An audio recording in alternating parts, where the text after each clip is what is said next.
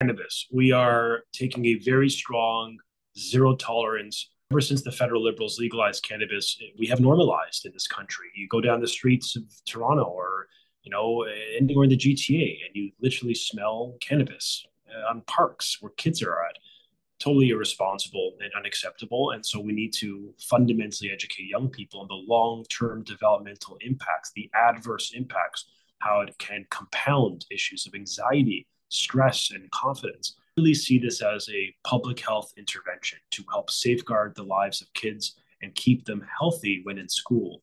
So step one is curriculum announcement, where we're trying to educate young people through persuasion and through prevention that they could be responsible by not consumer of these products, illegal products, by the way, because if you're under 18, you shouldn't be smoking it. We have a societal moral obligation to crack down on illegal activity and to protect kids from this behavior. And that now we're increasing mandatory learning in the curriculum on vaping, on the negative impacts, the perils of vaping, tobacco, cannabis.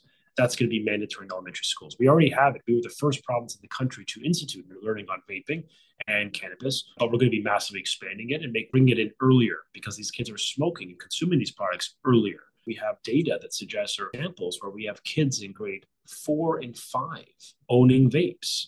It's alarming. I think for any one of us, the training of staff will be critical. In addition, we've got an ad campaign, parent letters in multi languages to speak to parents from every diaspora, every community on it. We really want to reach parents and help them understand their role is critical to the success.